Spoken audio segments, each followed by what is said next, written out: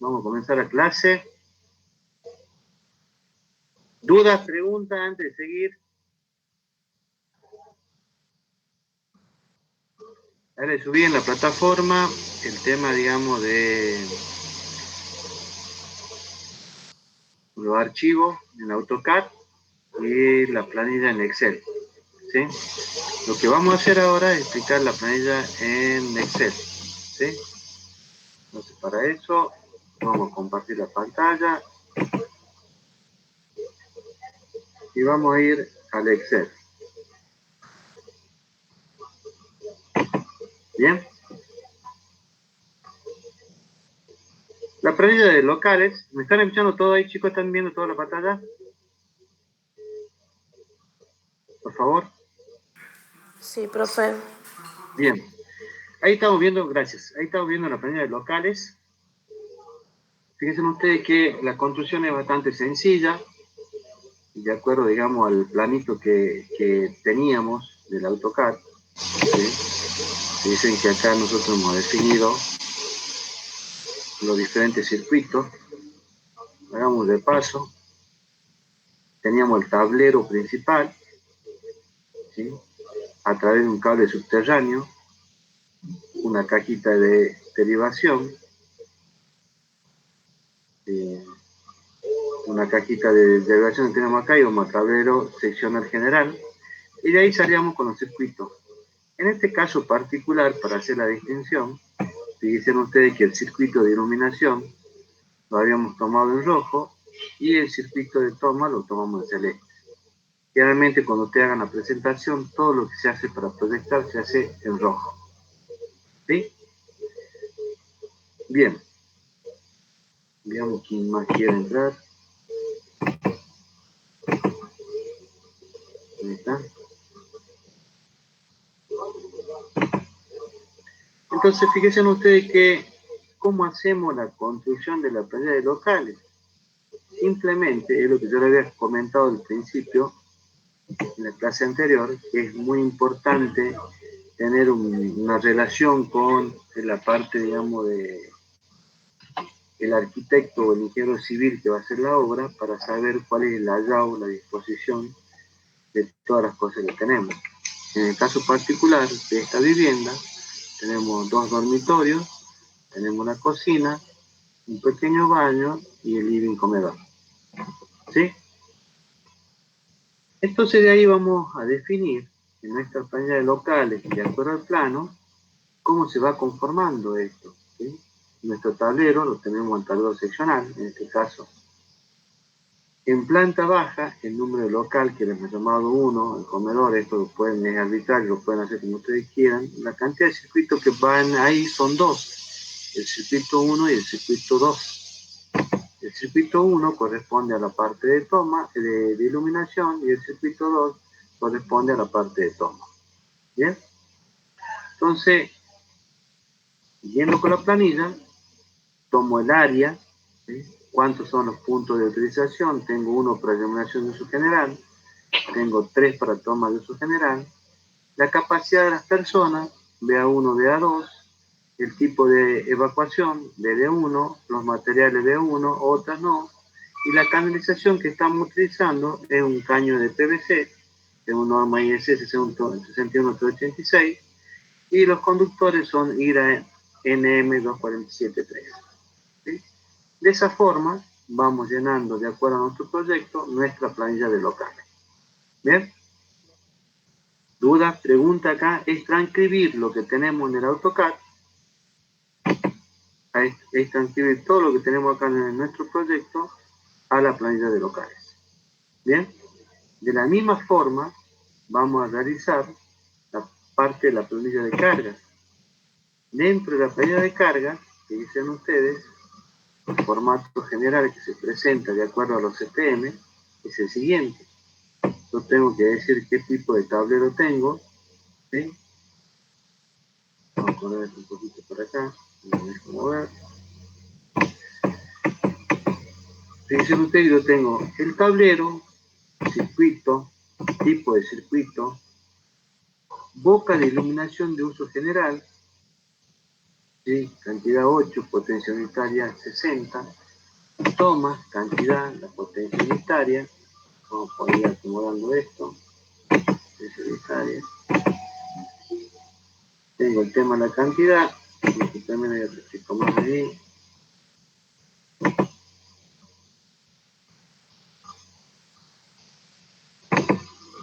Bien. Tenemos la fuerza motriz. En este caso no tenemos nada instalado como fuerza motriz. Y vamos a sacar la longitud esta que la sacamos del AutoCAD. Y la intensidad simultánea que se hace el cálculo a través de la fórmula. Vamos a ver cómo realizamos. El conductor, vamos a determinar cuál es la caída porcentual, la sección en milímetros cuadrados, la corriente admisible para esa sección, la potencia instalada, factor de simultaneidad de iluminación, factor de simultaneidad de toma, factor de simultaneidad de fuerza motriz y tablero. ¿Cuál sería la potencia simultánea? Que es el producto de los factores de simultaneidad por la potencia instalada y el ambiente de destino. ¿Sí? Y podemos poner observaciones si es nuevo o relevado.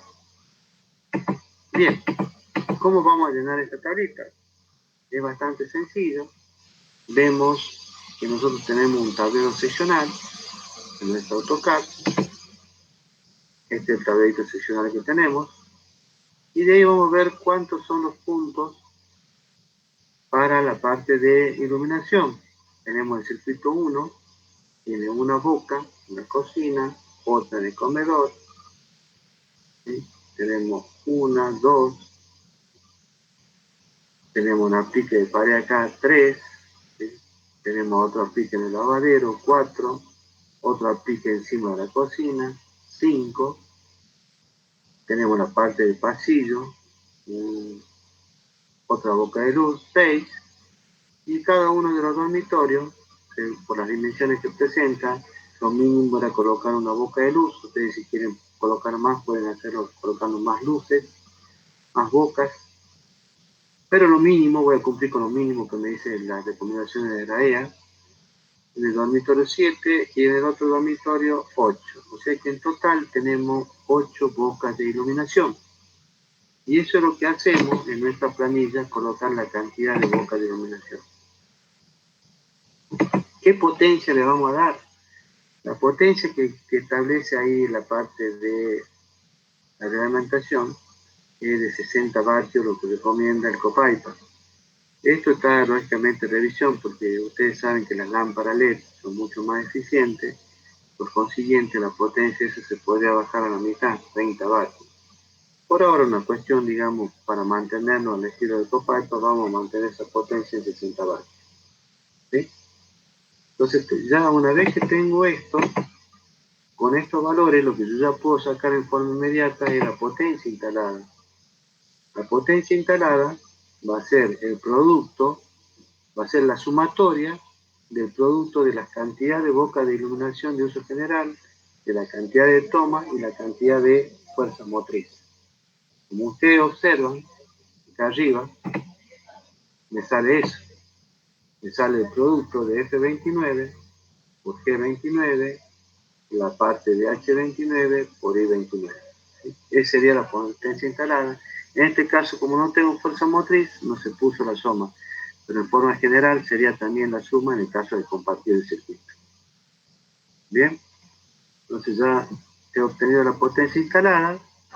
¿Sí? Ahora, este factor de simultaneidad, ¿cómo lo ponemos? ¿Cómo lo obtenemos? ¿Cómo lo cuantificamos? Simplemente de acuerdo a cuál es el uso que vamos a dar nosotros a toda la parte de iluminación. Evidentemente acá no van a estar prendidas todas las luces, el lavadero, la cocina, el comedor y los dormitorios. Entonces un factor de simultaneidad típico se pone 0,7, podríamos considerar 0,5, tampoco es malo, digamos, considerarlo de esa forma. Entonces la potencia simultánea que tenemos va a ser el producto de la potencia instalada por la parte de los factores de simultaneidad. Fíjense ustedes, que aparece el producto de esos dos magnitudes. ¿Sí? Entonces, una vez que nosotros hemos calculado la potencia instalada, la potencia simultánea, vamos a calcular el valor de corriente.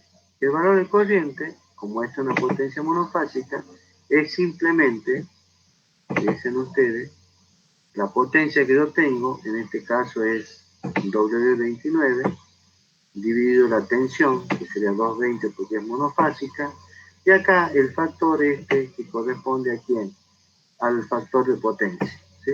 En este caso está identificado como coseno fijo. ¿Sí? Recuerden ustedes que yo cuando pongo los símbolos de peso es una referencia absoluta con respecto a esa celda. ¿Sí? Entonces esto estoy referenciando en forma absoluta esa celda. Bien. De la misma forma, y ahora vamos a ver cómo calculo la caída de tensión. ¿Sí?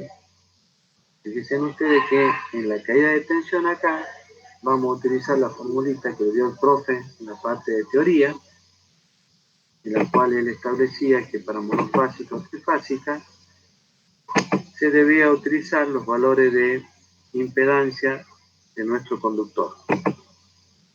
¿Sí? Y acá el Excel presenta una gran ventaja. La ventaja que presenta el Excel es que yo puedo armar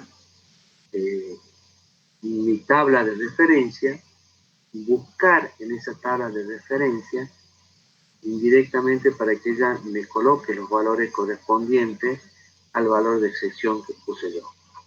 Por ejemplo, acá tengo, digamos, mi fórmula, que esto va a ser M29 y el M29 representa este valor de corriente. ¿Sí? Por L29 que es la longitud. ¿De dónde saco esta longitud? Del planito de AutoCAD. ¿Sí? Lo divido en 1000, ¿no es cierto? Y pongo buscar, ¿no es cierto?, el valor de la impedancia que yo tengo. Este valor de impedancia, fíjense en cómo trabaja este buscar vertical. El buscar vertical me dice, che, búscame en la tabla B5 hasta F21 el valor de Q29. Y el valor de Q29, ¿quién es? La sección que yo puse. En este caso, la sección que yo puse es de 1,5 milímetros. ¿Sí? Y de esa tabla, sacame la columna 4, el valor de la columna 4. ¿Bien? Entonces, fíjense ustedes, y falso, ¿por qué? Porque debe coincidir perfectamente el valor que yo le indiqué en Excel con el valor, digamos, que tengo en la tabla. De esa forma, nosotros vamos a poder, el Excel va a encontrar ese valor y me va a reemplazar el valor de la corriente emitida. ¿Sí? Entonces veamos cómo buscó la tablita. Entonces vino, buscó, digamos, ese valor. Yo acá escribí la sección de 1,5 milímetros y automáticamente en la caída de tensión, ¿sí?, vino y buscó en esta tabla que yo le marqué a él anteriormente qué valor de resistencia le corresponde a este conductor. Fíjense ustedes que tengo 1,5 y el valor que reemplazó es de 15,9. La columna 4, ¿por qué? Porque esta es columna 1, columna 2, columna 3, columna 4. Entonces lo que hizo el Excel fue directamente reemplazar ese valor. Fíjense ustedes que acá yo le dije ¿por qué? Porque tengo un conductor de tipo PVC, de cubierta de PVC, entonces la máxima temperatura que soporta ese conductor es de 70 grados centígrados. ¿Sí? Entonces de ahí saco el valor de resistencia para aplicar en la fórmula y encontrar la caída de tensión, el delta de U. ¿Sí? Fíjense ustedes que si yo por cualquier motivo hubiese colocado 2,5,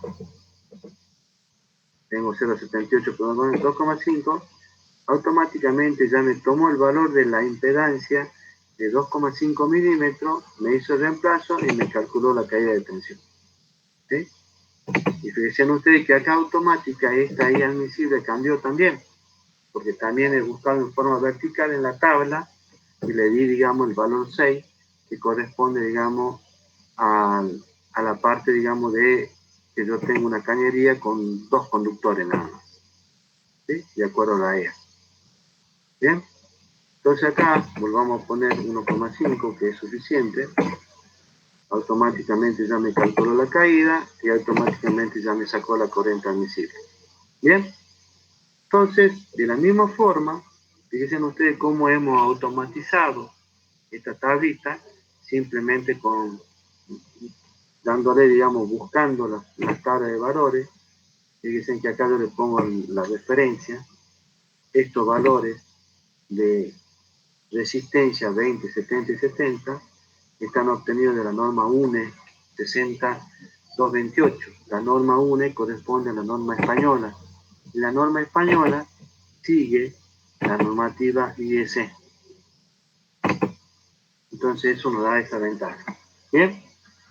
¿Dudas? ¿Preguntas? ¿Hasta acá?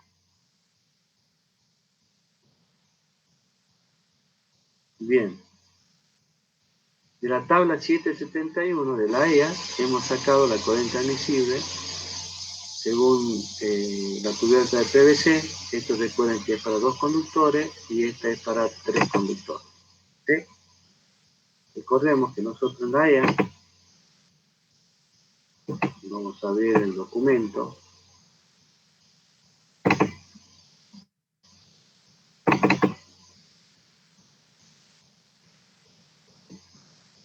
Vamos a ver toda la parte del documento de la 771, perdón.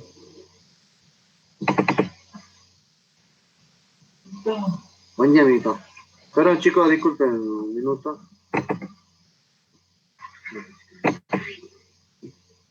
¿Ok?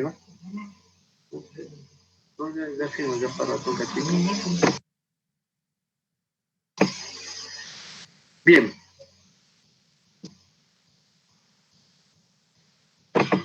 Entonces, fíjense, acá tenemos la 771 y en particular, la tablita que estamos haciendo referencia, estamos viendo que tengo el conexión de tierra, los grados de rectificación para los diferentes sectores, condiciones,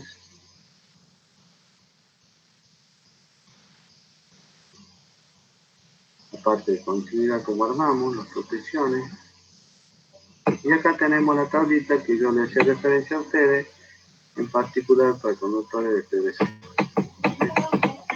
Sí. Bien.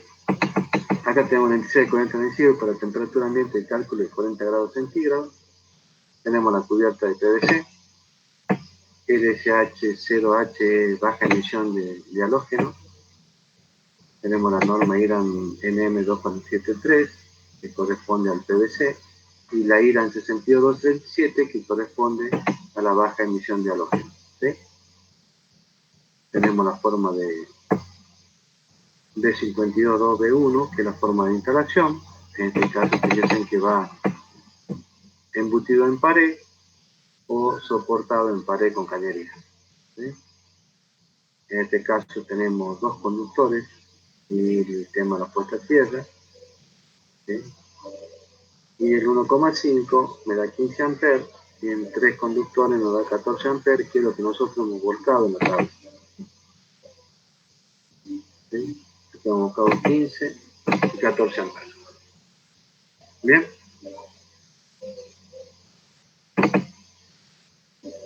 Bueno, me esperan un minuto, chicos.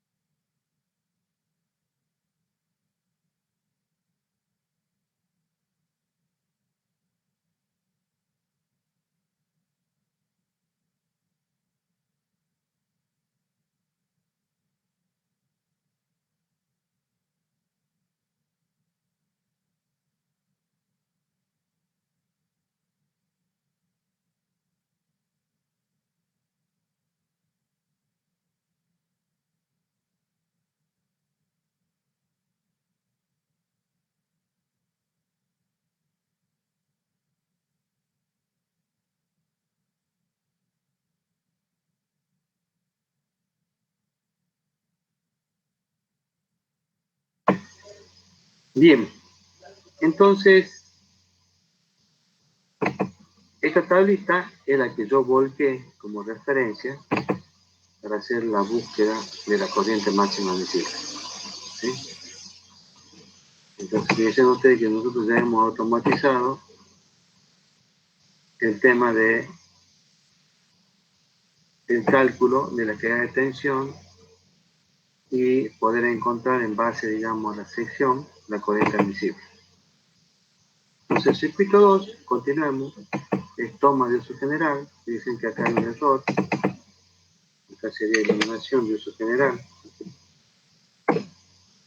Toma de uso general, la cantidad son 13 y la potencia que establecemos es de 150 vatios, ¿sí? Entonces tenemos la potencia instalada, hacemos el producto, factor de simultaneidad, potencia simultánea en vatios, calculamos la corriente, y ahí calculamos la corriente y en base a eso ponemos la sección. Sabemos que un toma de uso general, la mínima sección es de 2,5 milímetros. Entonces pongo 2,5 milímetros acá, ya me calcula la caída de tensión y me da la corriente admisible. ¿Sí? Veamos nuestro AutoCAD, que corresponde a la cantidad de circuitos que tenemos. Tenemos 1, 2, 3, 4, 5, 6, 7, 8, 9, 10, 11, 12, 13. 13 boca de tomas. ¿Bien? En base a eso, lo que nosotros ya directamente tenemos es sacar, digamos, recuerden que este era el subtotal del tablero seccional. Serían 8 bocas de iluminación, 13 bocas de tomas, ¿sí? La corriente que me estaría soportando este tablero sería la suma. Pueden ustedes que si es de la misma fase, se suma algebraicamente, sería 9,10 amperes. La caída total que yo tengo, en este caso hacemos la suma total de todo ello y tenemos la caída en el tablero este, 2,24. ¿Sí? Después vamos a hacer la acometida que tenemos desde nuestro tablero principal hacia, de nuestro tablero seccional hacia nuestro tablero principal. ¿Sí? Entonces, en la tablilla hacemos lo mismo. Acá tenemos, digamos, ya directamente la carga única, ¿sí? Por eso viene ACO. Tenemos que la longitud acá no se pone nada, en la parte de iluminación y de toma, porque corresponde al seccional, nosotros estamos alimentando del principal al seccional. La longitud, fíjense ustedes que acá 4 metros, fíjense ustedes que ese no es el valor correcto. Si yo utilizo acá la parte de la medición o el valor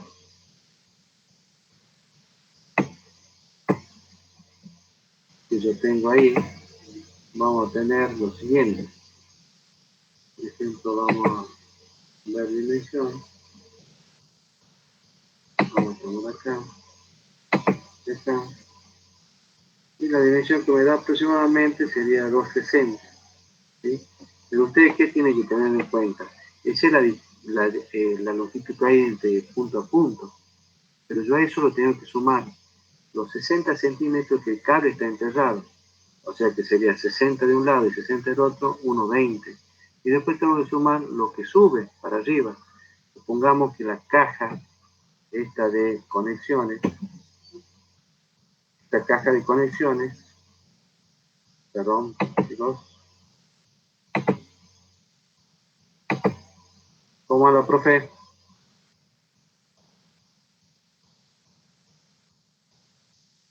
Bien.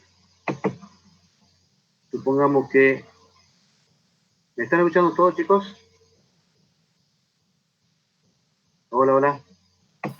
Sí, Sí, profe. profe. Bien, ¿se va entendiendo? ¿Alguna duda, pregunta hasta acá? Profe, yo tenía una duda. Sí, por favor. ¿Cómo calcula la intensidad simultánea? Bien, ¿cómo calculamos la intensidad simultánea? Recordemos que esta intensidad simultánea yo la hacía calculando El tema de la potencia instalada la sacaba como quién, como el producto de la cantidad de bocas de iluminación que tenía por la potencia que habíamos establecido en 60 vatios. Eso, 8 por 60 me daba 480 vatios. Y ahí yo calculaba, decía, no está toda la luz prendida. Entonces afectaba de un factor de simultaneidad. Y ese factor de simultaneidad lo hemos establecido en 0,7. ¿Sí? Entonces 480 por 0,7 le da una potencia simultánea de 336 vatios. Y a esta potencia es la que yo voy a dividir. Recuerden que la potencia monofásica era igual, P era igual a la corriente por la tensión por el coseno phi. Acá yo voy a despejar la corriente y la corriente va a ser igual a la potencia dividido la tensión, que es 220, dividido el coseno phi, que es 0,85.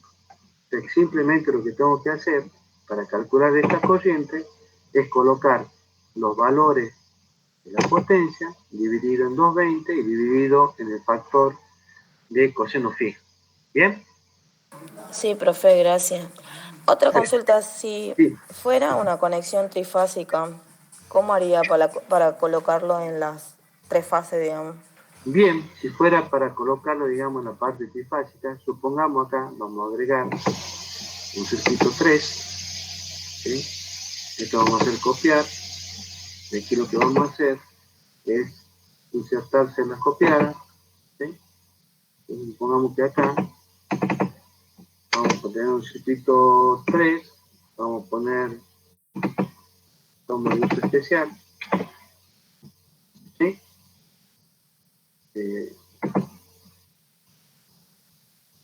O iluminación de uso especial, realizamos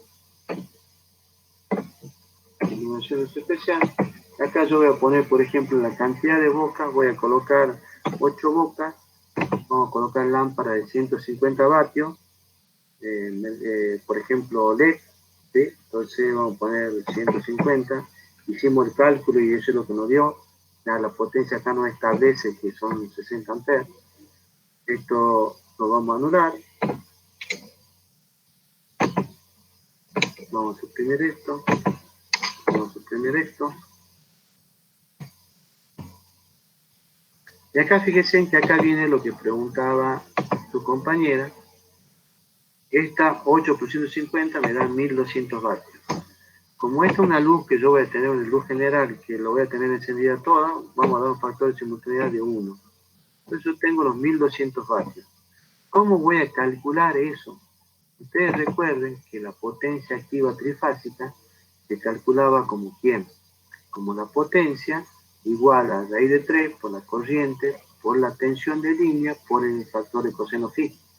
Y en este caso, ¿qué me cambió acá? Entonces yo acá lo que voy a tener que hacer es dividir esa potencia, o en este caso, digamos, ¿sí?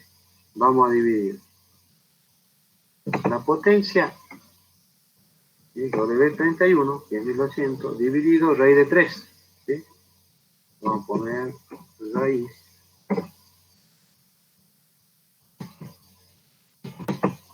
de 3, ¿sí? Por la tensión de línea, ¿sí? Por la tensión de línea, que en este caso sería 380. ¿Sí? Como ya directamente puse el paréntesis, voy a multiplicarlo por el factor de potencia y ese sería mi valor de corriente. Y ese valor de corriente que yo tengo acá lo voy a copiar en las otras 3 celdas porque es el valor de la parte trifásica. Entonces yo acá lo que debería hacer es tomar esta celda en forma absoluta también. Apretamos F4, apretamos F4. Entonces, este valor es el que yo voy a tener en las 3 fases. ¿Bien? Es decir, que acá ya este no sería, digamos, un medidor monofásico, sino que sería un medidor trifásico. ¿Entendió? Sí, profe, gracias. Bien, perfecto. Entonces ahora vamos a volver a nuestra planilla original, donde teníamos los dos circuitos. ¿Bien? Entonces ahí, con este circuito, lo que hacíamos, estábamos por ver cuál es la longitud del conductor subterráneo que yo tenía. En este conductor subterráneo yo le decía que deberían considerar los 60 centímetros que tenía para la parte, digamos, de el procedimiento que yo tengo, que dicen ustedes acá, este conductor, inclusive, digamos, no está a 60, ¿cuánto está? Está a 70, ¿sí? Entonces tengo que considerar 70 más 70, tengo 1,40 m. En esta caja de derivación que yo tengo acá, esta generalmente se la pone a 30, 40 centímetros. Vamos a peor caso, pongamos 40. Entonces ya estoy teniendo 2,80 m, ¿sí? Y ahora yo el tablero, tengo que alimentar el tablero, supongamos que lo colocamos siempre a 1,20, 1,50, vamos a peor caso 1,50, tengo 2,80 más 1,50. ¿Sí? Entonces ya tengo 3,30 m. ¿Sí? ¿Me están siguiendo, chicos? Tengo 3,30 m y acá habíamos sacado 2,60, o sea que en realidad estoy teniendo aproximadamente 6 metros. Y eso es lo que ustedes tienen que tener cuidado para la parte de, no solamente la caída de tensión, sino la parte del cómputo de materiales. Entonces acá la longitud vamos a poner 6 metros. No varió mucho. Estoy diciendo a ustedes que acá yo ponga 4 metros, 0,20, 6 metros, 0,29. O sea, sabemos que la máxima caída de tensión que yo tendría que tener ahí es de, cuando tengo el tablero seccional del primer punto hasta el último punto, es del 3%. Acá en este caso adoptamos del tablero principal hasta el tablero seccional general 0,5 y me queda 2,5. Entonces cumplo. 2,24 más 0,29 me está dando el orden de 2,53. O sea que estoy por debajo del 3%. ¿Bien? Entonces de esa forma ya he calculado cuál es la caída de tensión que tengo de mi tablero principal hasta mi tablero seccional. ¿Bien? Y fíjense ustedes que acá le puse como dato dimensionamiento de cable de acometida, cable, ida, valor adoptado. Lo que nosotros deberíamos hacer, dicen ustedes que si yo acá pongo 10 milímetros, automáticamente me saca 50 amperes. Pero esa tabla que me está haciendo referencia, nosotros la hemos sacado para conductores de PVC. ¿Sí? Porque en realidad yo tendría que poner, yo había puesto esto 10 amperes, la corriente admisible es 50. Lo que yo debería hacer, según la normativa de ella, es irme a la tabla de los conductores subterráneos. Estos son los diferentes factores de corrección que yo tengo para realizar, digamos, la corriente admisible. ¿Sí? Se podría agregar en la tabla esa varios condicionales. Si la temperatura ambiente es de 40, el factor es 1, y de 50 el factor es 0,82, etcétera, etcétera. O sea, ustedes con el Excel pueden agregar todos estos factores de corrección. Factores por corrección de temperatura y por agrupamiento de circuitos. ¿Sí? Lo cual le va a salir cuál es la corriente admisible que yo tengo. Ahora, cuando yo tengo conductores tipo subterráneos, dicen ustedes que la tabla que me presenta ella son diferentes tablas. ¿Y por qué me presenta diferentes tablas? Porque dentro de la parte de conductores subterráneos, yo tengo diferentes tipos de aislaciones. La primera que vimos es la tipo PVC, y después tenemos el XLPE. Entonces, a ella le dice, si usted tiene aislación PVC, ¿sí? O baja emisión de halógeno con termoplástico, usted los valores de y tiene este tipo de instalación, esta instalación sería método B2, caño embutido en pared, caño a la vista, o método C, bandeja no perforado de fondo sólido, o el método E, bandeja perforada tipo escalera, los valores de corriente admisible que usted va a tener según utilice, digamos, monofásica o trifásica son los siguientes. Fíjense ustedes que acá, para 2X en este tipo de instalación, tengo 14 amperes. Para 3X tengo 13 amperes. ¿Sí? Eso en el caso que la cubierta de protección que yo tenga para mi conductor subterráneo sea PVC o termoplástico. Reitero, fíjense ustedes que la norma me dice, usted en este caso tiene conductores tipo cobre. Recuerden que los materiales por excelencia que se utilizan para la elección de los conductores Son dos, es el cobre y es el aluminio. Generalmente en la parte de interiores, todos los conductores que utilizamos son de cobre.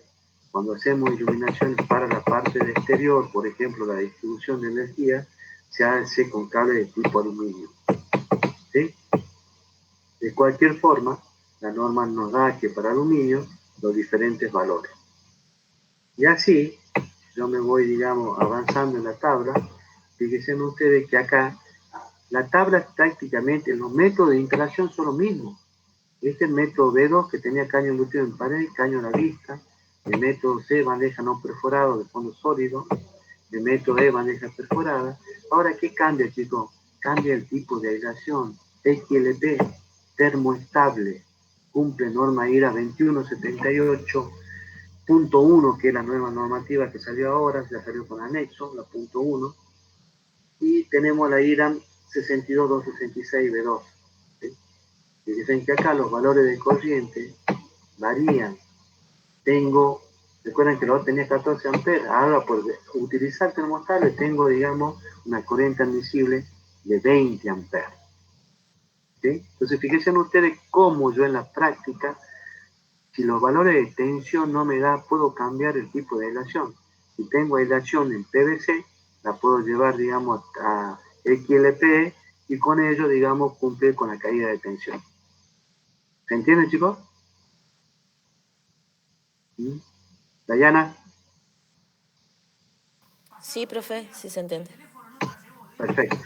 Entonces, fíjense que ahí tenemos aluminio y después tenemos, digamos, continúa con lo mismo, pero nada más que ahora son diferentes métodos de instalación. Tengo el método S, bandeja perforada, bandeja tipo escalera, y el método G, bandeja perforada. Y acá sí, vuelve a lo mismo, vuelve a PVC, termoplástico, fíjense ustedes que nos dan los valores, y acá de vuelta vuelve a 2 metros, pero cambia el tipo de aislación, XLP termoestable.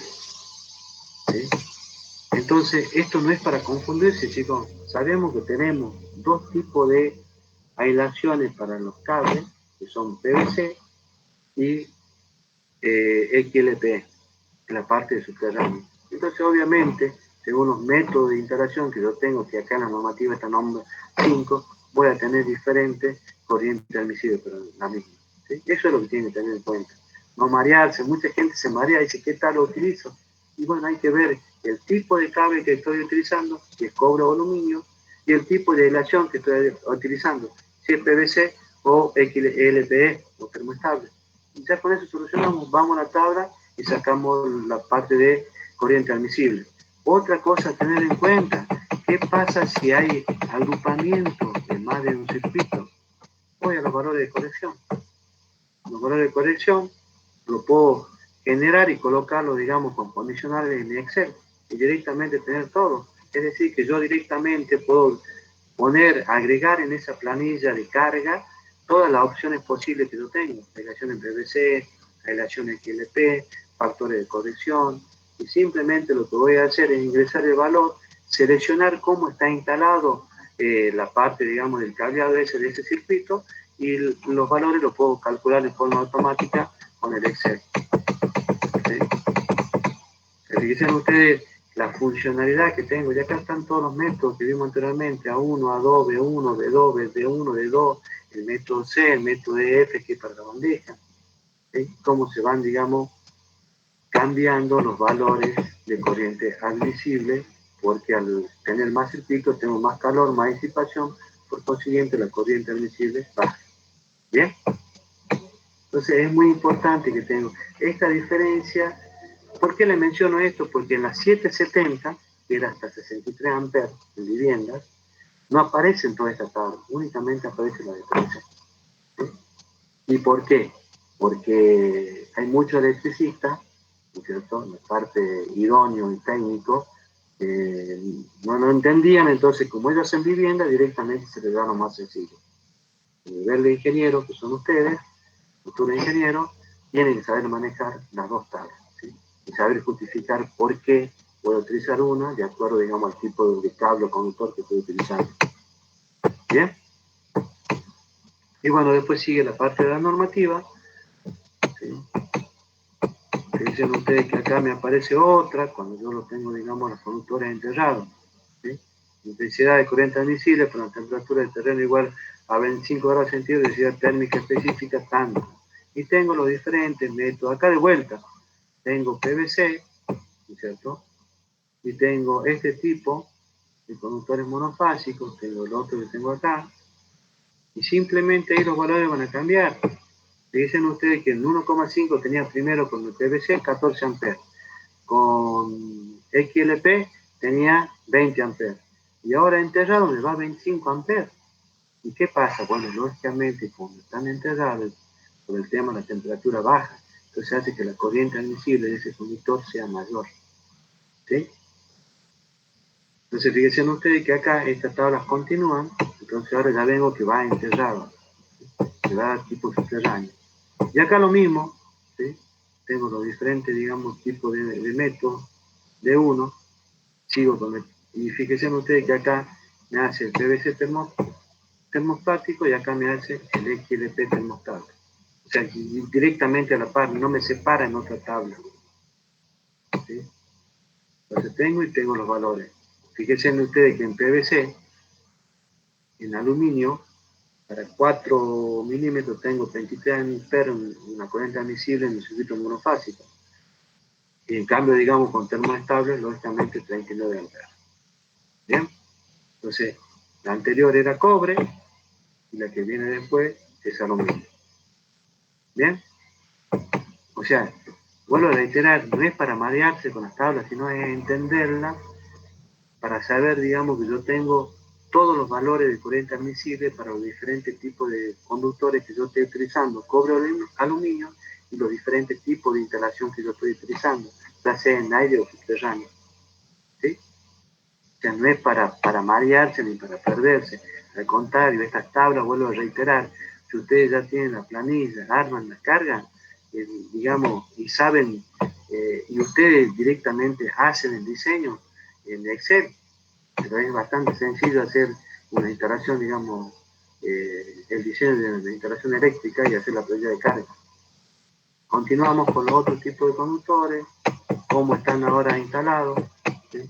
Cuáles son los valores de corriente que tienen. ¿Sí?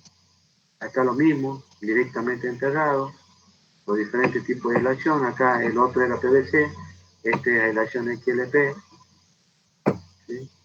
El otro era cobre, ¿sí? Este es aluminio. ¿Sí? Entonces les quería mostrar esto para que ustedes no le tengan miedo a las tablas. Y después vienen los factores, así como teníamos factores de corrección para los conductores 247.3, NM 247.3, también teníamos los factores de corrección para cuando iban en bandeja, tenemos los factores de corrección cuando van enterrados. ¿Sí? Eso no se tienen que olvidar, chicos.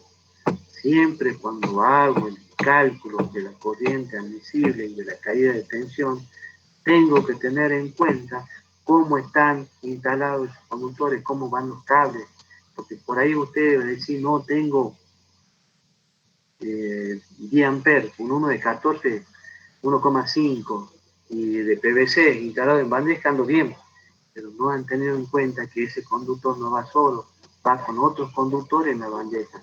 Entonces tengo que tener en cuenta los factores de corrección. ¿Sí? Por eso ustedes, sugerencias, cuando hagan cualquier proyecto, chicos, no se olviden de poner los factores de corrección para que ya les quede como normativa, porque por ahí como son valores chicos, no, ya está. No olvidamos del factor de corrección. Siempre decimos que es uno, pero en la parte práctica, y más en la industria, no es así, chicos. ¿Sí? Por favor, cuidado con eso. ¿Sí? Aparte, fíjense ustedes que también tengo los factores de reducción para más de un circuito con los cables directamente enterrados, cuál es la separación que tengo y cuáles, digamos, los factores de corrección que yo tengo que realizar para mi corriente admisible. ¿Sí? Entonces, esto muchas veces la mayoría de gente no lo tiene en cuenta y por ahí surgen los errores, se me calienta mucho el cable, pierde aislación, la vida útil no es la que corresponde. Entonces, hacer un proyecto a conciencia nos va a demandar tal vez un mayor gasto en la instalación inicial, pero en la parte de costo de mantenimiento va a ser mínimo. Entonces estamos ganando ahí. Bien. Después tienen los cables preensamblados, que ya saben que vieron con el profe. Los cables preensamblados son los que están para la parte de distribución de la tensión, digamos, trifásica o monofásica. ¿Sí? Esto es bueno que ustedes lo tengan en cuenta porque acá repasemos, y esto sí lo tienen que saber, chicos. Ustedes ya tienen que saber cuáles son las secciones que yo tengo normalizadas. ¿Sí? Esto sí o sí lo tienen que saber porque esto muchas veces uno lo preguntan, ustedes son ingenieros y tienen que saber los valores normalizados. No pretendo que sepan, digamos, que miren el conductor y sepan, digamos, cuál es el valor que tiene. Pero, por ejemplo, acá, recordemos, tenemos secciones de 1,5, 2,5, 4 milímetros, 6 milímetros, 10 milímetros, 16, 25, 25, 50, 70, 95, 120, 150, 185, 240, 300, 400, 500 milímetros, 630 milímetros. ¿Bien? Que sepan hasta 240, yo me doy por satisfecho. Que al menos sepan esos valores y que sepan, digamos, la tablita que nosotros hemos presentado acá para conductores, digamos, en PVC 247.3, al menos que sepan estos valores, también me siento satisfecho, porque ustedes, fíjense que en la parte subterráneo yo voy a tener valores, digamos, mayores, si es, digamos, XLP, pero ya con esto voy a estar cubierto, entonces ya esto me va a dar idea de qué conductor puedo utilizar para diferentes tipos de aislación, porque muchas veces se va a dar, digamos, que le consulten en obra, y ustedes tienen que tener ya en mente estos valores. ¿Sí?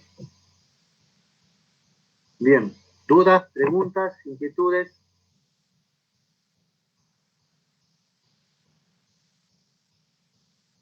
A ver, vamos a hacer preguntas.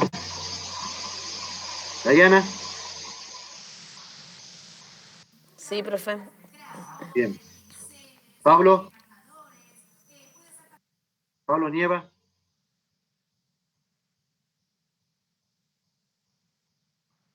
Bien. ¿Entendió, Pablo?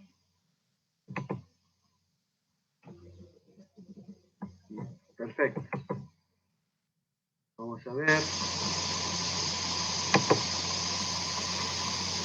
Anaria Puca. ¿Duda, Anaria? Sí, profe. Ninguna por ahora. Entendí. Bien. Carlos Villanueva. No, profe, si se entendió. Perfecto. Bien. David Puertas. David, ¿estás conectado o no? ¿O estás conectado y no estás? Perfecto, David. Elmer. Elmer. Sí, profe, sí se entendió. Perfecto. Bien, chicos, como tarea, lo que le voy a dejar a ustedes para que aprendan a manejar también el tema del AutoCAD, ¿sí? Fíjense que en esta presentación que nosotros hicimos acá, en nuestra, para imprimir y presentarla al Copaipa, ¿sí? Debería estar la planilla de locales y debería estar, digamos, la planilla de carga. Entonces acá les dejo reservado el espacio para que ustedes inserten la planillita de carga, ¿sí? Generalmente, digamos, esta planilla de carga se la inserta ahí con esos valores, en la planilla de locales también, ¿sí? Entonces les dejo como tarea para que ustedes cuando presenten, vayan a rendir la materia, tengan ya impreso todo y traten de tener, ¿no es cierto?, insertado esa planillita en el Excel. Hay diferentes formas, chicos, lo puedo pegar como Excel, lo puedo pegar como vínculo. Bueno, es una tarea que ustedes la tienen que saber manejar ya, porque el AutoCAD es muy importante que lo aprendan a manejar mínimamente. ¿Sí? Bien, profe. ¿Alguna sugerencia, profe Cairú?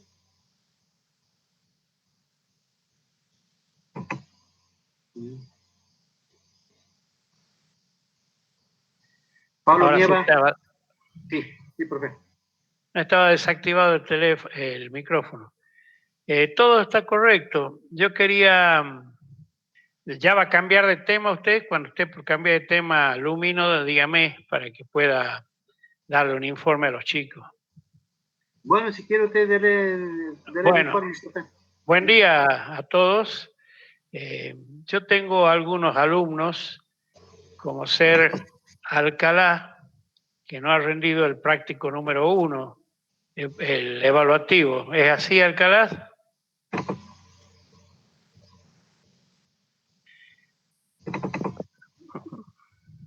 No se escucha. Canavides, el número 2 no ha rendido. ¿Es así, Canavides? ¿Me están escuchando? Sí, profe. Aquí tengo, perdón.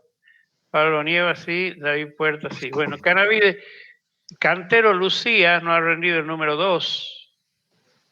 ¿Es así, señorita Lucía?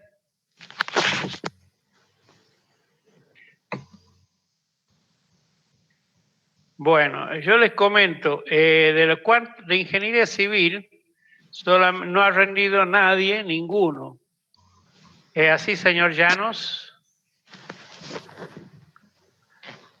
Sí, profe. Señorita Arjona tampoco ha rendido ninguno. Le comento a todos en general que la evaluación, bueno, ingeniería civil, solamente están participando ustedes dos ahora, y a todos los hemos puesto nosotros que lo inscriban, ya me han confirmado que se hace el redictado y están inscriptos Aguado, Aramoya, Arjona, Llanos, Párraca y Romero, Fernando. De ellos dos, los únicos veo que están participando hoy día son Llanos y Soledad. Le voy a preparar una evaluación de las evaluaciones 1 y 2 que ya rindieron la gente de electrotecnia para que puedan ponerse al día. Quiero decirle a todos, en general ahora, que estas evaluaciones sí tienen validez. Tienen validez en lo que hace al concepto de la participación de los alumnos en la materia. No está definido cuándo finalizamos las clases y cuándo se hace el parcial en forma presencial, pero sí cada evaluativo suma puntos para cada alumno en cómo se lo está considerando. Aquellos que no han rendido, se les dará una segunda opción para que rindan, otro elemento, y ya estamos llegando cerca del final de la materia, así que probablemente durante el transcurso de esta semana le ponga algunos parciales ya que se han rendido en el año 18-19 para que lo tomen como modelo. Y el tercer tema que voy a instalar en la plataforma para que ustedes se autoevalúen va a ser las preguntas, como por ejemplo, cuáles son las condiciones para que un interruptor automático dispare, cuáles son las dos condiciones que debe reunirse, qué es la corriente de base, qué es la corriente nominal, qué es la corriente I sub Z, las condiciones elementales que deben saber ustedes para el diseño de una instalación. En ese que les muestra el ingeniero Arce ahí en el práctico, ustedes han visto que están colocados ya los interruptores termomagnéticos y el diferencial. Entonces sí tienen que saber calcularlo, ¿sí? Tienen que saber, por ejemplo, qué profundidad de enterrado van a llevar en el corte ese que tienen ustedes ahí en el práctico. En definitiva, tienen que ponerse a estudiar. No sabemos todavía cuándo ni en qué momento se va a autorizar el reingreso presencial a la universidad, pero nosotros en esta materia estamos llegando cerca del final. Solamente quedarían pulir unos cuantos conceptos y que ustedes se dediquen a estudiar y a practicar. Para eso les he insertado algunos parciales en la página que pueden tomarlos como modelo. los que ya saben que no han rendido, no sé cuántos serán, yo tengo anotado 3 y hay otros que, por ejemplo, no han rendido nunca y tampoco están presentes en la clase hoy. Álvarez María José, ¿sabe alguien si va a seguir cursando o no? ¿Algún es amigo de ella? La señorita Vargas con B larga, ¿alguien la conoce? A ver, yo voy a ver los que están en rojo. Cachi, Hernán Eduardo, no viene más. Canaviri, Dante, usted ha rendido un solo parcial, ya se lo dije, ¿no? ¿Está presente? Tampoco. Cuevas y Calizaya, ¿están presentes? Los que estoy nombrando es los que están quedando afuera por no participar en clases ni rendir exámenes, ¿no? También está, por ejemplo, Falcone Endo Blanca Noelia. Si alguno la conoce, por favor, díganle que tienen ellas la posibilidad de cursarla bien, pero dado la situación de la pandemia.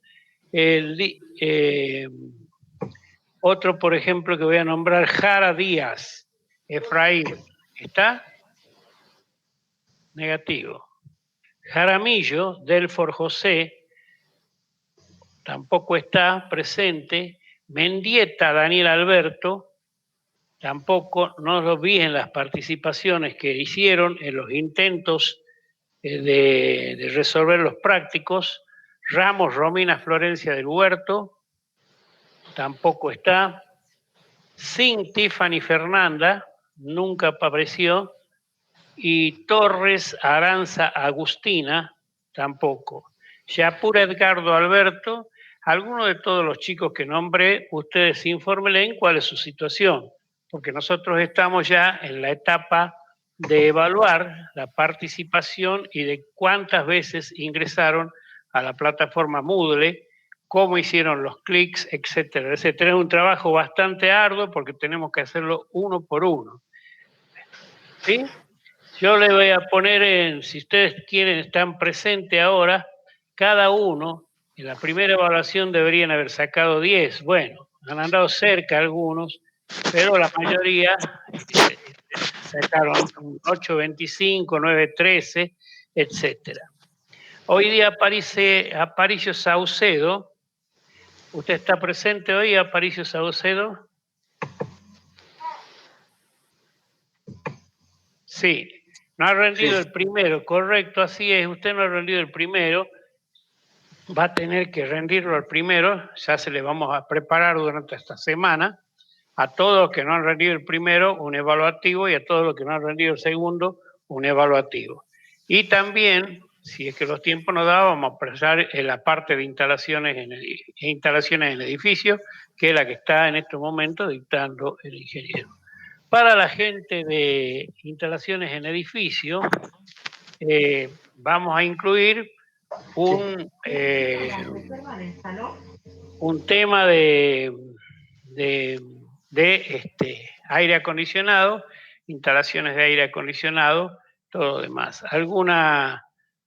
Veo que ya no se ha retirado Llanos, pero la señorita Arjona... Sí, presente, profe. Perdón, recién me salía que se había ido. La señorita Arjona, por favor, le comunican a los otros dos, porque había una chica que estaba permanentemente cursando y ahora no se la ve. Es la señorita Aguado, creo que era. ¿Está claro para los de ingeniería civil? Sí, profe. Profe, una consulta. Adelante. ¿Me podría enviar los mensajes al correo sobre las clases? Porque no me llegan. ¿Cuándo los días que se dictan clase? Bueno, perfecto. Sí le voy a enviar, pero ahí ustedes ingresen a Electrotecnia, que tiene la misma clave, y se la da. Bueno, yo sí se las envío. De todas maneras, están ustedes con una página en el Moodle para ustedes, exclusiva, que pueden leer. Y las prácticas sí las pueden ver a los trabajos. Yo los voy a abrir un día para que los lean a todo eso que no han hecho, para que lo vuelvan a hacer como práctica, pero ya no van a tener validez. Yo me refería al link de las clases, profe. Sí, sí, sí. Ya pasa que clase se la voy a mandar, no hay problema. Bien. A ver, ¿cómo es el email de usted? Ronaldo Rodrigo Llanos, @gmail.com. Ronaldo Rodrigo Llano, @gmail. Correcto, Ronaldo Rodrigo. Bueno, muchas gracias. ¿Alguna otra duda, señorita Arjona? No, ninguna, profe. Pasa que Bueno. por eso los chicos no entran, supongo, porque no les llega el correo. En cambio, yo me inscribí en lo de industrial, por eso me llegan a mí los correos. Ah, perfecto. Puede ser una buena razón. Ya lo vamos a hacer una clase especial para ellos. De todas maneras, tienen absolutamente todos los apuntes. Ustedes, por favor, comuníquenle a los otros chicos para que puedan promover la materia, dado que ya se la ha establecido de que sí se haga el redictado. Bien, profe. Bueno, nada más. A Alcalá, Canavides, Cantero, Aparicio, Ruiz, les voy a abrir para que se autoevalúen. La nota no va a tener validez, un día o dos yo se los voy a mandar, pero ya en la tercera sí van a tener validez el tercer parcial y los que se les ponga especialmente para aquellos que, no es autoevaluación para aquellos que no han rendido. ¿Alguna otra duda? Porque el ingeniero Jorge Auce va a entrar con un nuevo tema y si es que necesitan algo más. Bueno, éxitos entonces y esperemos que nos permitan volver pronto a la universidad para que podamos tomarles el examen. No sé si de última analizaremos nosotros realizar uno por uno en forma particular, triple el trabajo va a ser, pero de alguna manera lo vamos a llevar adelante. Si hay algún tema que no hayan entendido, por favor, manden un email utilizando la plataforma de Moodle. ¿Alguien quiere saber su nota? Ya la saben, porque inmediatamente se las daba, ¿no? ¿Quieren que se las diga de nuevo? No, ¿no es cierto? Bueno, no, si todos tienen que haber sacado casi 10, porque primero les daba todo escrito y recién les daba 12 minutos o 15 para que resuelvan, casi todo lo han hecho en 7 minutos. Eso es todo. Adelante, ingeniero. Bien, profe. Antes que nada agradecerle, había un tema que había quedado pendiente ahí antes de comenzar la minuteña, que era el tema de los esquemas unifilares. Okay. Bien, chicos. Una vez que nosotros hemos terminado ya con la playa de cargas, o sea, nosotros lo primero que hicimos fue, recuerden, hagamos un repaso. Lo primero que hicimos fue esta vivienda, lo que hicimos fue la superficie, ver el grado de electrificación, la cantidad mínima de circuito, pusimos boca, boca de iluminación, boca de tomas, y lo que nos faltaba colocarlo era, digamos, el tema, digamos, hicimos la playa de carga, las playas locales, y ahora lo que nos falta es hacer, digamos, cuál es el esquema unifilar, que nosotros vamos a sacar. Y fíjense que el esquema unifilar es bastante sencillo una vez que nosotros hemos realizado la playa de carga, ¿sí? Vamos a hacer el esquema unifilar del tablero principal. Yo sé que tengo una red aérea de distribución, RDD, ¿sí?, que la suministra EDESA. Tengo, digamos, un cable de acometida, esta es línea aérea de distribución. Esa línea de aérea de distribución ingresa, digamos, por un caño de bajada. Y acá tengo, digamos, una protección de acometida que generalmente ahora está dentro del medidor. Este es un medidor de 220. Y acá a partir del medidor entramos a hacer responsabilidad del usuario la línea principal. El cable alimentador que nosotros habíamos calculado era de 4 milímetros, ¿sí? Y entramos a un gabinete. ¿Sí? Este gabinete, que es el tablerito, recuerden ustedes que tiene la reserva de ser el 20%. O sea, acá en este caso voy a colocar únicamente un interruptor termomagnético de cabecera. ¿Y cómo lo calculo a este interruptor térmico de cabecera? Generalmente todos los interruptores termomagnéticos que vamos a colocar van a ser de curva C. De curva C, recuerdan ustedes, que dispara de 5 a 10 veces la corriente nominal, ¿sí?, para la parte de cortocircuito. Entonces acá colocamos un interruptor termomagnético, siguiendo, digamos, la nomenclatura que nos da la EA y lo que nos dice también el COPAIPA. Vamos a poner un interruptor termomagnético 1, 2 por 25 amperes, es bipolar. 6 kiloamperes va a ser la corriente, el poder de corte de cortocircuito. Curva C, y va a responder a la norma IEC 60898. Bueno, y acá está nuestro gabinete, en esta línea de trazo está nuestro gabinete, que va a ser un gabinete aislante, grado de protección IP54, la norma IEC que cumple, qué tipo de personal es apto, de A1, aislación clase 2 y una reserva que dice acá del 30%. Bien, perfecto. De ahí nosotros vamos a salir con ese al tablero seccional. ¿Cómo voy a armar mi tablero seccional? Yo sé que tengo dos circuitos. Yo sé que uno es para iluminación y el otro que es para toma. Acá, que también acá hay otro error.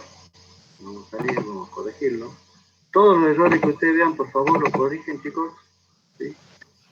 Acá, si quieren que es toma, ahí está diciendo que otra cosa. ¿Sí? Acá, no está tomando. Bien, para que lo corrijan ustedes, toma en su general.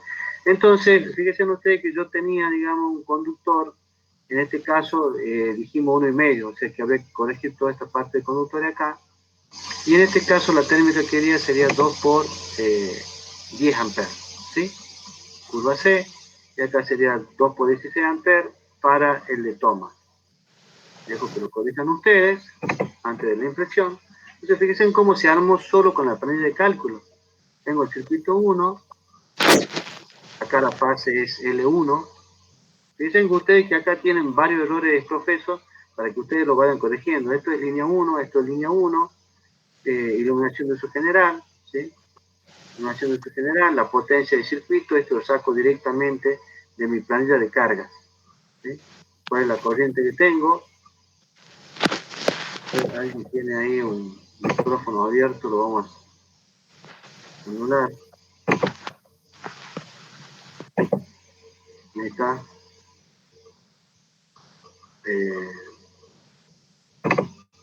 Entonces fíjense ustedes que cómo yo puedo sacar y armar mi esquema destilar en base a mi planilla de carga. Por eso les comentaba que es muy importante esa planilla de carga. Si ustedes ya directamente la tienen armada, le va a ser muy simple trabajar con la misma, ¿sí? Vamos a salir de acá.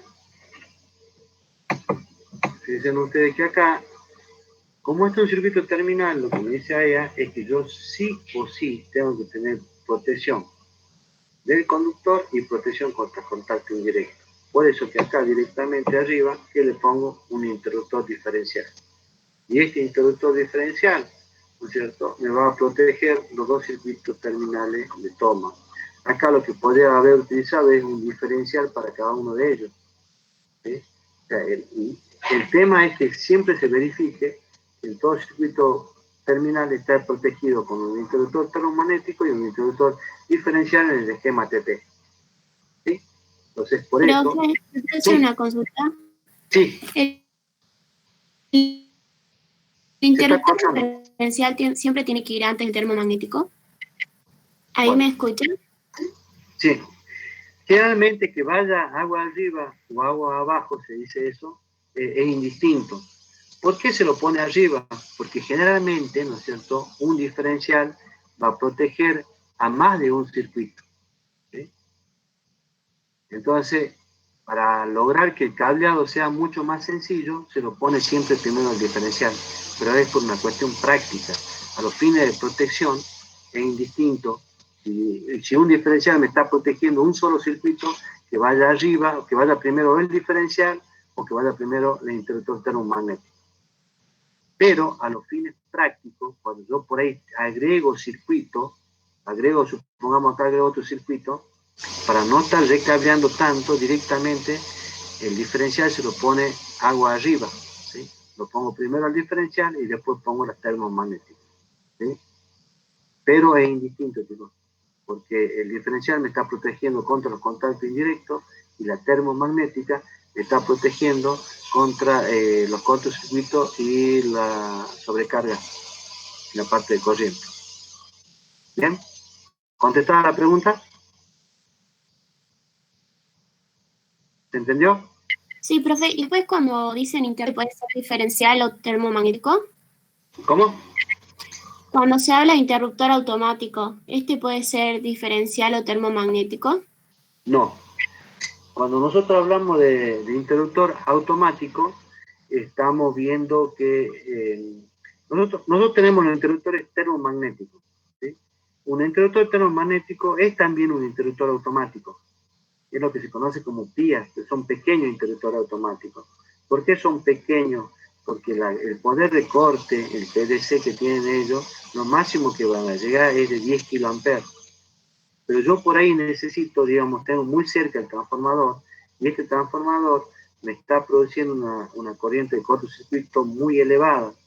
Entonces yo tengo que utilizar un interruptor que soporte esa corriente de cortocircuito. Y para esto están los interruptores automáticos. Los interruptores automáticos lo que tienen es un poder de corte muy elevado, ¿sí? Que puede estar en los 25 kiloamperes, 35 kiloamperes, 50 kiloamperes. ¿Bien? O sea, el interruptor automático es lo mismo que la parte de termomagnético. El interruptor termomagnético son los PIA, pequeños interruptores automáticos. El diferencial no tiene nada que ver. El interruptor diferencial lo que hace es proteger contra los contactos indirectos y eventualmente contra los directos. ¿Se entendió? Bien la pregunta, ¿no? Sí, muchas gracias. Bien la pregunta, porque ustedes tienen que distinguir, digamos, en el tablero que van a tener, digamos, interruptores automáticos y esto cómo funciona. Funciona contra sobrecarga y contra cortocircuito. ¿Bien? Entonces, fíjense en conclusión, así ya armé mi esquema unifilar. Y fíjense ustedes que acá se colocó otro interruptor termomagnético, ¿sí? En realidad, digamos, este interruptor termomagnético no sería necesario, porque yo ya tengo la protección de mi cable acá abajo, ¿sí? Entonces, podría colocar directamente alimentado al diferencial, ¿sí? Para no redundar, digamos, tanto en interruptores. Lo que podría utilizar acá, si yo quiero cortar la energía en esto, es utilizar un seccionador, ¿sí? Que me sale más económico. ¿Bien? Y ahí terminaría el tema, digamos, de los esquemas unifilares, el armado de mi tablero, ¿sí? Dicen ustedes que en vuelos de tierra es muy importante la planilla de carga. Con la planilla de carga, una vez realizada, ya puedo sacar, digamos, todos los valores. ¿Dudas, preguntas, inquietudes? Así pasamos a otro tema.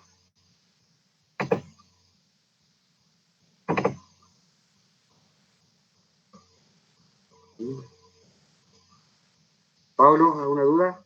Pablo Nieva. Puertas, ¿alguna duda?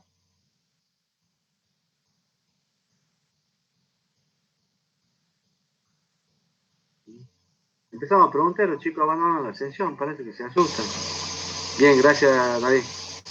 Bueno, continuemos, digamos, con la parte de luminotecnia, ¿sí? Para ver la parte de luminotecnia, chicos, vamos a ver cuál es el marco legal. O sea, recuerden ustedes que siempre ustedes tienen que tener, digamos, un contexto legal cuando vayan a hacer cualquier tipo de instalación. ¿Y cuál es el marco legal que yo tengo acá? Me la da la Ley de Higiene y Seguridad del Trabajo, la 19.587, en su artículo 6. Y dentro de ello tengo dos decretos reglamentarios, el 351/79 y el 911/96. Dentro de esos decretos reglamentarios, en el 351 tenemos el capítulo 12, que va del artículo 71-84, me da las condiciones generales de iluminación y señalización. Y en el anexo 4, las condiciones técnicas a cumplir por la iluminación. Acá hace referencia a la EA, a a las normas IRAN ADL, la J2006, que me dan los niveles de iluminación artificial. Y después dentro de la 911, el decreto 911 se refiere a la parte de construcción.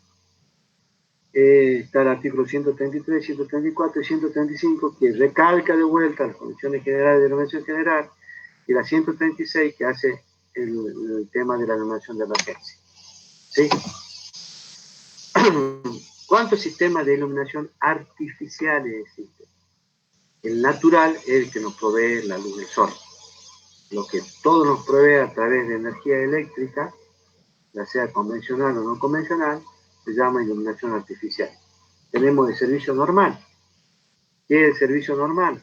Cuando yo estoy realizando mis tareas de oficina, tengo un nivel de iluminación y ese es el servicio normal. De reserva, ¿qué significa de reserva? Se cortó la energía eléctrica y yo tengo que seguir trabajando, entonces tengo una de reserva que puede estar unida a un grupo electrógeno. Y la de emergencia o evacuación, en los lugares donde no son las tareas, digamos, que no pueden continuar, directamente se colocan, digamos, los señalizadores de emergencia para evacuar el local donde se está trabajando. ¿Sí? Entonces, los sistemas de iluminación artificiales los conocemos de tres tipos: servicio normal, servicio de reserva, servicio de emergencia o evacuación. ¿Sí? Bien, pero ahora tenemos que ver que la luz, nosotros estamos hablando del tema de iluminación, pero antes de ello tenemos que definir los temas, digamos, de la luz. ¿Sí? La luz, digamos, se define de diferentes temas. ¿Cuál es el tema que nos interesa a nosotros? La definición es una radiación electromagnética. ¿Sí? Es decir, que hay unas radiaciones que ingresan al ojo a través del nervio óptico, transmiten al cerebro y produce la sensación de visión. ¿Sí? Entonces, dentro de esa magnitud, la luz se caracteriza por tres magnitudes: la frecuencia, la longitud de onda y la velocidad de propagación. ¿Sí? Dentro de la respuesta, el ojo no responde a todo, digamos, las frecuencias que tenemos, sino que responde a cierta frecuencia. Y esa frecuencia que nosotros vemos se llama el espectro visible. ¿Sí? ¿Cómo se mide el espectro visible? La longitud de onda, que es la magnitud en nanómetros. ¿Y cuál es el rango? De 380 nanómetros a 780 nanómetros.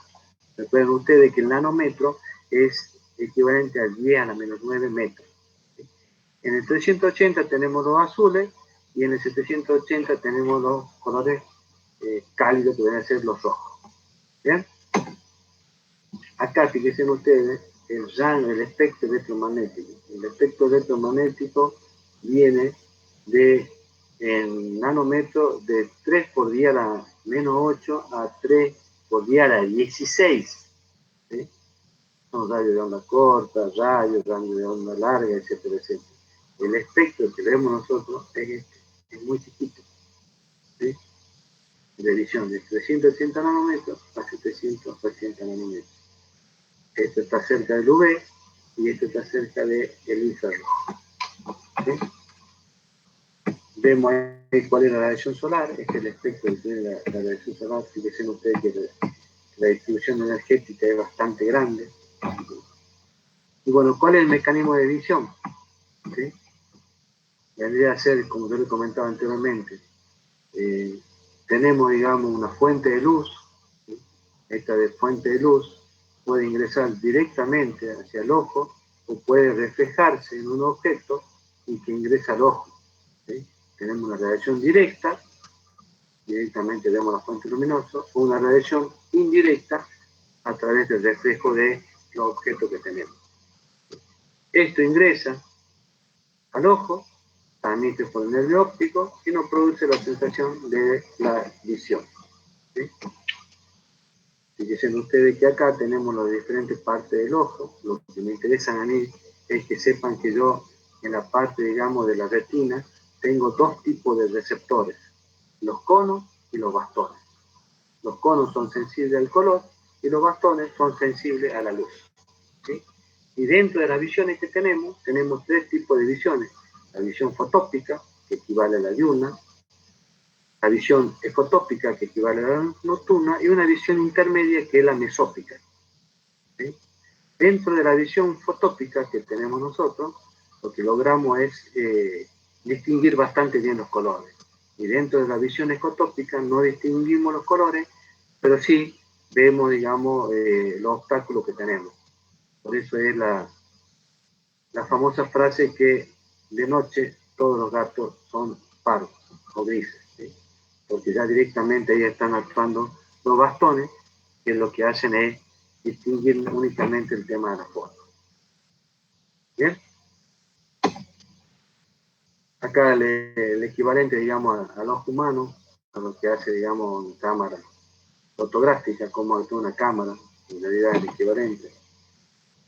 Tenemos el tema de los diferentes procesos que sufre el ojo, ¿sí? Adaptación. ¿Qué es la adaptación? El ojo se ajusta a los niveles de iluminación ambiente. Fíjense ustedes que esto cómo se logra. Se logra, digamos, a través de la pupila. Que la pupila, digamos, cuando nosotros tiene un tiempo de adaptación bastante corto, cuando paso de bajos niveles a altos niveles. Pero cuando paso de altos niveles a bajos niveles, el tiempo es largo. Es cuando ustedes entran, digamos, a un cuarto donde está oscuro, vienen del comedor, entran al cuarto, está oscuro, entonces cuesta el ojo adaptarse y por ahí no ve las cosas. Hasta que llega un momento que el ojo, que la sensibilidad que tiene el ojo es tan grande, digamos, el espectro de cambio que tiene, son aproximadamente 10 órdenes de magnitud, entonces puede ver bien. ¿Bien? Ese es el tema de la adaptación. Pero fíjense ustedes que si yo tengo, acá es muy importante esto cuando yo estoy iluminando lugares de trabajo, someter a una persona a constantes procesos de adaptación produce molestias. No sé si les interesa, pero sí produce molestias. ¿Eso qué significa? Que yo trato de lograr en un ambiente industrial que todo, digamos, la iluminación sea uniforme. ¿Qué significa uniforme? Que esté, digamos, que no tenga grandes cambios. Por ejemplo, vamos a ver más adelante, la iluminancia se mide en luz. Y la iluminancia es la cantidad de luz que llega al plano de trabajo. Entonces yo voy a tratar que en ese plano de trabajo los valores de iluminación que lleguen sean prácticamente constantes, de 300, 500, pero no, que no tenga, digamos, un valor de 300 y que después tenga un valor de 10.000 lux. Entonces el ojo se va cambiando y se va adaptando, entonces se produce una fatiga. Entonces voy a tratar que, conclusión, que para evitar que no haya tanta adaptación, el nivel de uniformidad sea más o menos constante, ¿sí? Que tenga un gran nivel de uniformidad. ¿Qué es la acomodación? La acomodación, una adaptación de esta acomodación según las diferentes distancias que yo tengo, ¿sí? Y esto como ustedes fíjense en que uno llega a cierta edad, ya la curvatura del cristalino no está actuando como corresponde, entonces uno necesita alejar, ¿no es cierto?, el objeto para poder leerlo, ¿sí? Bien, entonces esa es la acomodación. Y la agudeza visual, cómo el ojo puede diferenciar objetos próximos de sí, ¿sí? Acá vemos cuando, lo que yo le decía, con la edad vamos perdiendo esa capacidad de acomodación y eso se conoce como presbicia, ¿sí? Y la presbicia es una enfermedad que debido a la edad, ya los músculos se fatigan y ya no puedo acomodar, ya no se ajusta el ojo, lo tengo que acomodar, es acercar o alejar el objeto, ¿sí? ¿Qué más? Esto es lo que yo le comentaba, la respuesta espectral que tiene el ojo. La respuesta espectral, ¿no es cierto? Acá irían de 380 a 780 nanómetros, y en el día, ¿no es cierto?, yo tengo, digamos, que tengo sensibilidad al color porque están actuando bastante bien los conos y bastones, y durante la noche, acá el pico es en 555 nanómetros, y durante la noche no. Esto se conoce como el efecto Purkinje, ¿sí? Se desplaza esta respuesta espectral. Honestamente que esta respuesta espectral se logró hacer a través de diversos ensayos de laboratorio, encuestas, y se sacó un promedio de cómo responde el ojo, porque para algunos u otros más o menos responde de esta forma, ¿sí? En general, se cumple, digamos, que la curva de sensibilidad es bastante parecida a la que le estamos mostrando, ¿bien? Como toda, digamos, parte, yo necesito definir alguna unidad de magnitudes para trabajar con ella. Por ejemplo, cuando yo medía distancia, definía la medida de longitud. Cuando medía volumen, la medida de volumen. Y acá, en la parte, digamos, cuando yo estoy hablando de mnemotecnia, tengo que definir algunas magnitudes que me van a hacer de referencia para saber con quién estoy trabajando. ¿Sí? Las medidas básicas son el flujo luminoso, que se mide en lúmenes, la intensidad luminosa, que se mide en candela, la iluminancia, que se mide en luz, y la luminancia, que se mide en candela por metro cuadrado. ¿Sí? Eso siempre utilizando, digamos, el sistema métrico internacional para el tema de medidas. ¿Qué es el flujo luminoso? Vamos a ver cada uno de ellos. El flujo luminoso es la cantidad de energía que me emite una lámpara. ¿Sí? Entonces, la lámpara, cuando ustedes ven las características, van a escuchar, esta lámpara tiene un flujo luminoso de 10.000 lúmenes. ¿Sí? Eso significa que esa lámpara está emitiendo en todo su espacio 10.000 lúmenes. Fíjense ustedes en la figura que tengo acá. Vamos a ir a la parte entero. Fíjense que es mi lámpara, y esta lámpara tiene un volumen fotométrico. ¿Qué significa volumen fotométrico? Que emite la luz, emite en todos los sentidos. Y ese es el volumen general. Esto vamos a ver cómo se materializa, digamos, esta forma que yo tengo para saber calcular los valores, la cantidad de lámparas que necesito en cierto local comercial. ¿Sí? ¿Y esto qué me dice? Un vatio igual a 683 lúmenes. Ese sería el caso ideal. Que yo gaste un vatio de energía y que se me produzca 683 lúmenes. En la práctica esto no es así. La máxima, eso se llama eficacia luminosa. La máxima eficacia luminosa que yo tengo en una lámpara es una lámpara de sodio de baja presión que está en el orden de 280 lúmenes por vatio. ¿Sí? Entonces yo gasto un vatio y me produce 180.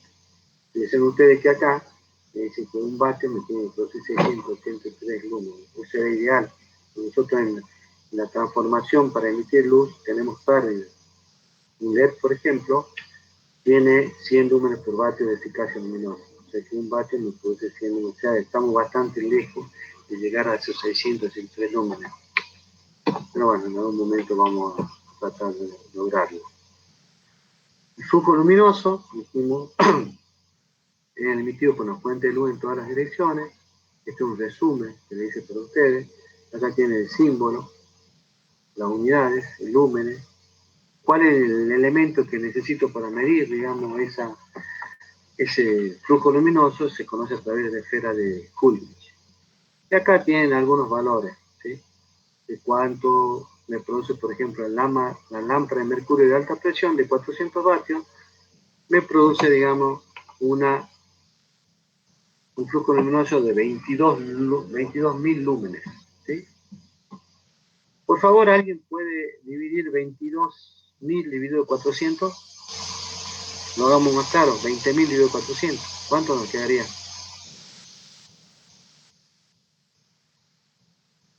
¿Están ahí o están dormidos, chicos? 20.000 dividido 400. 50, profe.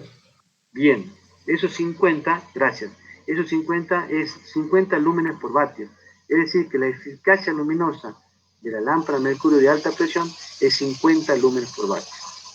Fíjense en ustedes que si yo hago la división ahora de 1380 lúmenes dividido 100, ¿no es cierto? A mí me va a dar aproximadamente 14 lúmenes por vatio.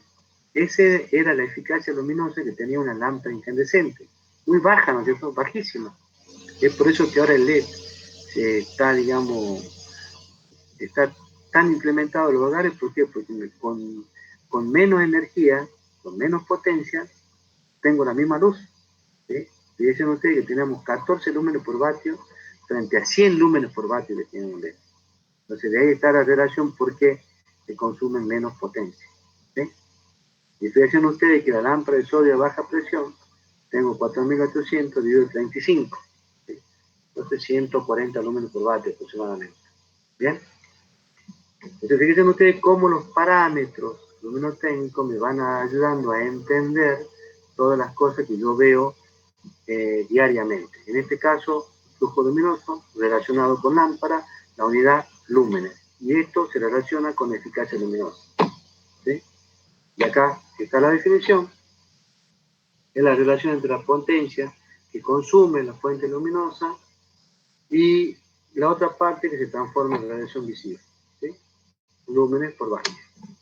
Bien. Vemos que acá, digamos, en la lámpara incandescente, la mayoría de la potencia que estoy utilizando la pierdo en calor. ¿Sí? Solamente el 10% me quedaba en luz visible. Por eso es que eran de tan baja eficacia luminosa. Y acá hay una tablita de referencia para que usted tenga, digamos, cuál sería la eficacia luminosa en lúmenes por vatio. Fíjense que la sodio de baja presión, que ya no se está utilizando, de 180 vatios, es la que presenta una eficacia luminosa de 183 lúmenes por vatio. ¿Sí? Bien. ¿Dudas, preguntas hasta acá, chicos? ¿Vamos bien? ¿Voy rápido?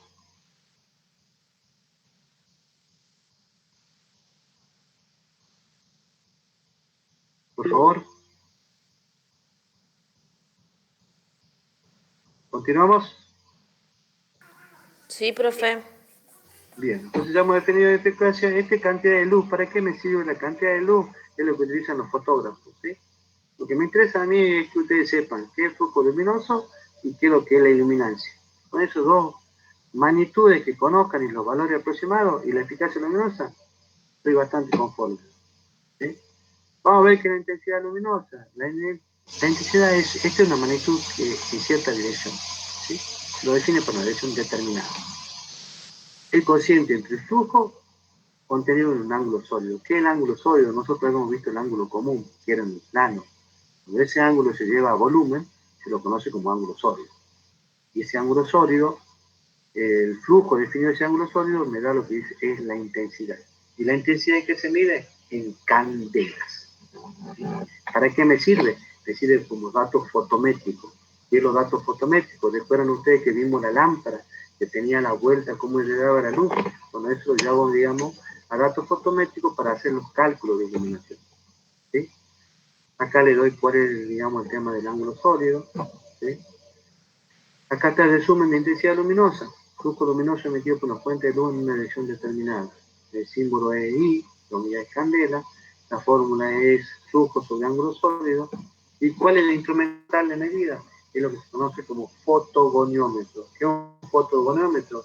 Es un instrumento que me permite instalar cualquier tipo de artefacto o lámpara y medir en todos los planos, en este caso vamos a definir los planos C gamma y los ángulos gamma, para saber cómo distribuye la luz en el espacio ese artefacto o esa lámpara. ¿Sí? Entonces para eso me sirve el fotogoniómetro. Medir la intensidad luminosa que emite en los diferentes ángulos cualquier tipo de lámpara o cualquier tipo de artefacto. ¿Bien? Como ejemplo, lámpara PAL 64 es una lámpara incandescente, tiene, digamos, 200.000 candelas en una dirección dada. Bien, entonces vamos a ver el tema que me interesaba. Decía que me interesaba el tema de la iluminancia. El tema de la iluminancia era el cociente entre el flujo luminoso que recibe la superficie y la extensión de esa superficie. ¿Sí? Y se mide con la letra E. Y la unidad de medida es el lux. Vamos al resumen. Símbolo E, unidad de lux. ¿Y qué instrumental de medida utilizamos? El luxómetro. El luxómetro me da cuál es la cantidad de luz. ¿Cuál es generalmente, digamos, la cantidad de luz que tengo, por ejemplo, al aire libre, en verano, con cielo despejado? 100.000 lux. ¿Sí? En el alumbrado público, generalmente va de 20 a 40 lux. ¿Sí? Bien. ¿Qué más? Sigamos con esto. Tenemos el tema de la luminancia, que la luminancia es la sensación de visión que nos produce el ojo. ¿Sí? La sensación que nos produce en el ojo es, digamos,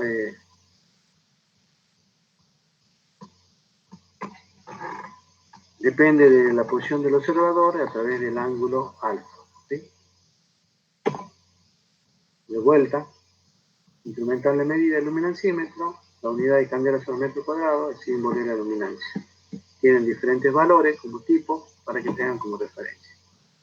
Ahora entramos a la luminaria. ¿Qué es la luminaria? La luminaria es lo que ustedes ven, digamos, en la vía pública, un artefacto que tiene la lámpara, que tiene la carcasa, que tiene el reflector, que tiene el equipo auxiliar para que esa lámpara prenda. Todo eso se conoce como luminaria. ¿Sí? Ah, bien. Ah, bueno. Me voy, madre. Bueno, chicos, profe, hágase cargo un ratito, me están llamando ahí. No. Hola, sí, ahí estoy. ¿Me están escuchando, jóvenes? Sí, profe. Sí, profe. A ver, ahora sí. Bueno, yo voy a tratar de explicarle algunas cosas. Supónganse que ustedes tienen que hacer un salón que tenga 10 por 20. 10 metros de largo, de ancho por 20 metros de alto. Habíamos visto en instalaciones eléctricas de que se ponía una boca y en los pasillos una boca cada 5 metros. Bueno, y ahora, ¿cuántas bocas le pongo a ese salón? ¿Ah? Sí, queda lindo ahí. Que algunas cuantas respuestas quiero escuchar. A ver, Pablo Jacinto, ¿qué haría usted? No puedo sacarlo yo a la pantalla que está presentando el ingeniero Arce, porque no soy el coordinador, pero vamos a conversarlo. ¿Qué dice? ¿Cuántas pondría usted? ¿Alguien me puede responder? Supónganse que lo llaman para hacer el súper, un mall, el súper que está en el shopping. ¿Cuántas bocas voy a poner? No, Pablo Jacinto, no. Para eso es que le estamos viendo la luminotecnia. Hay una forma de calcular que se llama por el método de cavidades zonales. Yo les puse en la plataforma un resumen del método de las cavidades zonales. A ver, me voy a mostrar para poder hablarles a ustedes, así me ven explicado un poco. Esta es mi oficina. Aquí en mi oficina es chiquita, de 5 metros por 3 metros de ancho. ¿Cuántas luminarias tendría que poner como mínimo? Mínimo me dice que debería poner 2, ¿verdad? Y poner iluminación localizada. Es decir, en el escritorio debería tener una lámpara y para poder ver mejor. Pero si ahora eso lo hacemos grande, lo hacemos así como el súper, qué sé yo, el mall que está cerca frente al hospital. No, hay una fórmula para determinar la cantidad de luminarias que deben instalarse. No sé si yo podré compartir pantalla, no siendo yo el coordinador, no se puede, ¿no? A ver.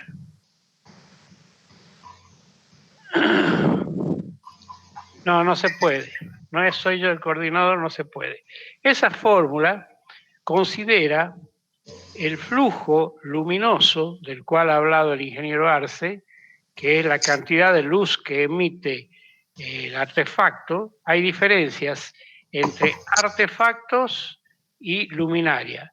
Artefacto es la chapa que contiene el foco, como ustedes le dicen, y la luminaria es el foco. Si vemos un artefacto de iluminación como el tubo fluorescente que se usaba antes, que ahora ha sido reemplazado por el LED, toda la parte de chapa se llama artefacto y todo lo que va adentro que produce luz es la luminaria.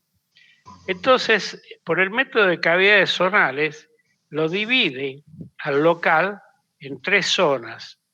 Una zona que se llama la zona del plan de trabajo, es decir, a la altura que yo tengo el escritorio, en este caso sería 1,20 m, 1,30 m. Otra zona que se llama la cavidad del local, que es el espacio confinado entre el cielo raso y la cavidad piso. Y una tercera zona que se llama piso, es decir, que tenemos 3 zonas. A ver. Profe, disculpen. Sí. Tengo que hacer una tarea, así que me llaman ahí, así que los dejo. Bueno, es que nomás yo no sé, voy a pasar a ser coordinador a ver si puedo presentar. Ahora puedo presentar la pantalla. Bueno, bien. Adelante. Gracias, nos vemos, hasta luego. Chao. Ahora, chicos, me esperan un ratito que les busque yo electrotecnia y máquinas eléctricas, teoría, tema 6, métodos de las cavidades zonales.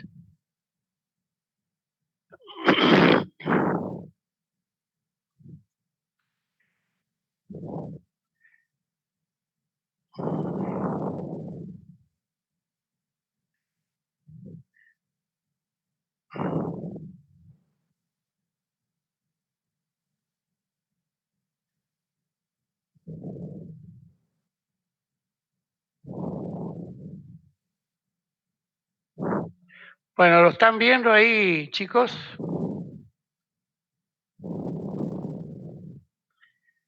Jóvenes, ¿ven? No, profe. ¿Todavía no se No ve veo. la pantalla? Ah, no, sí. ¿Ahí? Sí, ya sé. Bueno. Sí, se ve. Esto yo lo expuse en la página. Vamos a ver desde arriba.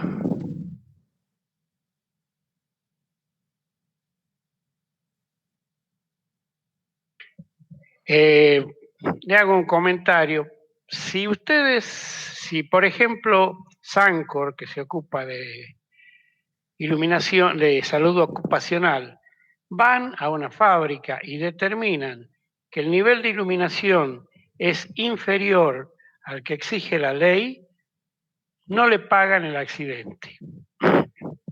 Por eso es importante el nivel de iluminación, ¿sí? Aquí esto ya han visto ustedes, la luz es el espectro donde la zona visible está entre los 380 y los 400 nanómetros. Este pedacito es lo que vemos nosotros. Arriba es luz fría y acá tenemos la luz roja o el infrarrojo. ¿Con qué medimos la luz? La medimos por medio de la intensidad visible. Por ejemplo, esta es una lamparita eléctrica de las viejas. La potencia eléctrica, lo único que se veía era esa partecita.